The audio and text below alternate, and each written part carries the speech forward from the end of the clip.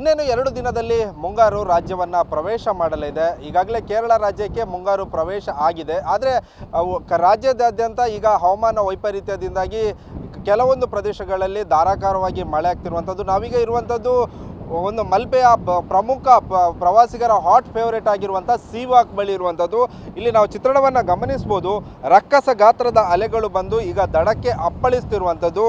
ಆದರೆ ಇಲ್ಲಿ ಜಿಲ್ಲಾಡಳಿತ ಮತ್ತು ಜಿಲ್ಲಾಡಳಿತ ಸಂಪೂರ್ಣ ಇಲ್ಲಿ ನಿರ್ಲಕ್ಷ್ಯ ಮಾಡಿದೆ ಎಂಬುದು ಇಲ್ಲಿ ಸ್ಪಷ್ಟವಾಗಿ ಗೋಚರ ಆಗುತ್ತೆ.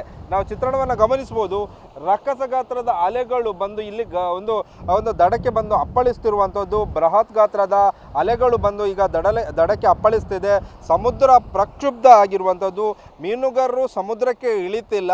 ಆದರೆ ಪ್ರವಾಸಿಗರ ದಂಡು ಮಾತ್ರ ಕರಾವಳಿ ಜಿಲ್ಲೆ ಉಡುಪಿಯತ್ತ ಮುಖ ಮಾಡಿರುವಂಥದ್ದು. ಆದರೆ ಪ್ರವಾಸಿಗರಿಗೆ ಸೇಫ್ಟಿ ಮೆಷರ್ ಅಂತ ಈಗ ಇಲ್ಲಿ ಉಡುಪಿಯಲ್ಲಿ ನಿಮ್ಮ ಜೊತೆ ಕೆಲಸ ಮಾಡಿದ್ದು ಬಹಳ ಖುಷಿ ಆಯಿತು. ನೀವೇ ಬೆಸ್ಟ್ ಬಾಸ್. ಇಷ್ಟು ಮ್ಯಾನೇಜರ್ ಆಗಿದ್ದೆ, ಇನ್ನು ಮುಂದೆ ಬಾಸ್ ಆಗ್ತೀನಿ. ಹೇಗೆ? Boss Vala B the boss. ತುಂಬಾ ಸಮಸ್ಯೆ ಆಗ್ತಾ ಇರುವಂಥದ್ದು ಇಲ್ಲಿ ಸ್ಪಷ್ಟವಾಗಿ ಗೋಚರಿಸ್ತಾ ಇದೆ. ಈಗ ನಾವು ಗಮನಿಸ್ಬೋದು, ಸಾಕಷ್ಟು ಪ್ರವಾಸಿಗರು ಈಗ ಮಲ್ಪೆ ಬೀಚಿಗೆ ಇಳಿಲಿಕ್ಕಿಲ್ಲ. ಆ ಹಿನ್ನೆಲೆಯಲ್ಲಿ ಎಲ್ಲರೂ ಸೀ ವಾಕ್ ಕಡೆ ಮುಖ ಮಾಡಿದ್ದಾರೆ. ಆದರೆ ಸೀ ವಾಕ್ ಕಡೆಯಲ್ಲಿ ಯಾರೇ ಒಂದು ಲೈಫ್ ಗಾರ್ಡ್ಗಳಾಗಿರ್ಬೋದು ಮತ್ತು ಇಲ್ಲಿ ಪೊಲೀಸರನ್ನು ನಿಯೋಜನೆ ಮಾಡುವಂಥ ಕೆಲಸಕ್ಕೆ ಜಿಲ್ಲಾಡಳಿತ ಮುಂದಾಗಲಿಲ್ಲ ಅಂತ ಇಲ್ಲಿ ಸ್ಪಷ್ಟವಾಗಿ ಗೋಚರ ಆಗೋದು. ಇಲ್ಲಿ ಒಂದು ರಿಸ್ಕಿ ಪ್ಲೇಸ್ಗಳಲ್ಲಿ ಸೆಲ್ಫಿ ತೆಗಿಲಿಕ್ಕೆ ಕೂಡ ಈಗ ಪ್ರವಾಸಿಗರು ಮುಂದೆ ಆಗ್ತಿರುವಂಥದ್ದು. ಇದು ತುಂಬಾ ಡೇಂಜರ್ ಪ್ಲೇಸ್, ಒಂದು ಅಳಿವೆ ಬಾಗಿಲು ಅಂತ ಹೇಳ್ತಾರೆ. ಇದು ನದಿ ಮತ್ತು ಸಮುದ್ರ ಒಂದಾಗುವಂಥ ಒಂದು ಪ್ರದೇಶ. ಇಲ್ಲಿ ಸಮುದ್ರದ ಅಲೆಗಳ ಅಬ್ಬರ ತುಂಬಾ ಜೋರಾಗಿರುತ್ತೆ. ಯಾರಾದರೂ ಆಯತಪ್ಪಿ ನೀರಿಗೆ ಬಿದ್ದರೂ ಕೂಡ ಅವರನ್ನು ರಕ್ಷಣೆ ಮಾಡೋದು ಕೂಡ ತುಂಬಾ ಕಷ್ಟದ ಕೆಲಸ. ಆ ಒಂದು ಸಂದರ್ಭದಲ್ಲಿ ಇಲ್ಲಿ ಸಮುದ್ರದ ಅಲೆಗಳ ಅಬ್ಬರ ತುಂಬಾ ಜೋರಾಗಿರುತ್ತೆ. ಆದರೆ ಪ್ರವಾಸಿಗರು ಕೂಡ ಇಲ್ಲಿ ಬೇಜವಾಬ್ದಾರಿಯಿಂದ ವರ್ತಿಸೋದು ಕೂಡ ಇಲ್ಲಿ ಸ್ಪಷ್ಟವಾಗಿ ಗೋಚರಿಸ್ತಿರುವಂಥದ್ದು. ಸಾಕಷ್ಟು ಪ್ರವಾಸಿಗರು ಈ ಸೀ ವಾಕ್ ಕಡೆ ಮುಖ ಮಾಡ್ತಿರುವಂಥದ್ದು. ಅಂದರೆ ಇತ್ತೀಚಿನ ದಿನಗಳಲ್ಲಿ ಇದೊಂದು ಪ್ರವಾಸಿಗರ ಹಾಟ್ ಫೇವ್ರೇಟ್ ಪ್ಲೇಸ್ ಅಂದರೆ ತಪ್ಪಾಗಲಾರ್ದು. ಆ ಹಿನ್ನೆಲೆಯಲ್ಲಿ ಸಾಕಷ್ಟು ಪ್ರವಾಸಿಗರು ಬರ್ತಾರೆ. ಆದರೆ ಬೇರೆ ಸಮಯದಲ್ಲಿ ಬರುವುದು ತುಂಬಾ ಸೇಫ್. ಆದರೆ ಈಗ ಮಳೆಗಾಲ ಸಂದರ್ಭದಲ್ಲಿ ಬರುವುದು ಎಷ್ಟು ಸಮಂಜಸ ಆಗಿರುತ್ತೆ ಮತ್ತು ಇದು ತುಂಬಾ ರಿಸ್ಕ್ ತಗೊಂಡು ಬರಬೇಕಾಗತ್ತೆ.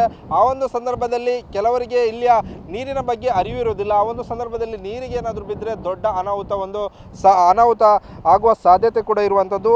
ಇನ್ನಾದರೂ ಜಿಲ್ಲಾಡಳಿತ ಎಚ್ಚೆತ್ತುಕೊಳ್ಬೇಕು, ಸಂಬಂಧಪಟ್ಟ ಇಲಾಖೆಯವರು ಕೂಡ ಎಚ್ಚೆತ್ತುಕೊಳ್ಬೇಕು. ಪ್ರವಾಸಿಗರು ಇಲ್ಲಿಗೆ ಬರ್ತಾರೆ, ಮೋಜಿ ಮಸ್ತಿಗೆ ಅಂತಲೇ ಬರ್ತಾರೆ. ಆದರೆ ಈ ರೀತಿಯಾಗಿ ಯಾವುದೇ ಒಂದು ಸುರಕ್ಷತಾ ಕ್ರಮಗಳನ್ನು ಕೈಗೊಳ್ಳದಿರುವುದು, ತುಂಬಾ ಬೇಜವಾಬ್ದಾರಿಯಿಂದ ವರ್ತಿಸುವುದು ಜಿಲ್ಲಾಡಳಿತಕ್ಕೆ ಇದು ಶೋಭೆ ತರುವಂಥದ್ದಲ್ಲ ಎಂಬುದು ಕೂಡ ಇಲ್ಲಿಯ ಸ್ಥಳೀಯರ ಆರೋಪ ಆಗಿರುವಂಥದ್ದು. ಯಾಕಂದರೆ ಇಲ್ಲಿಯ ಸ್ಥಳೀಯರ ಮಾತುಗಳನ್ನು ಯಾರೂ ಕೂಡ ಪ್ರವಾಸಿಗರು ಕೇಳುವುದಿಲ್ಲ. ಅದರ ಬದಲಾಗಿ ಪೊಲೀಸರನ್ನು ಅಥವಾ ಲೈಫ್ ಗಾರ್ಡ್ ಸಿಬ್ಬಂದಿಗಳನ್ನು ಅಥವಾ ಹೋಮ್ ಗಾರ್ಡ್ ಸಿಬ್ಬಂದಿಗಳನ್ನು ಈ ಒಂದು ಪ್ರದೇಶದಲ್ಲಿ ನಿಯೋಜನೆ ಮಾಡಿದರೆ ದೊಡ್ಡ ಅನಾಹುತ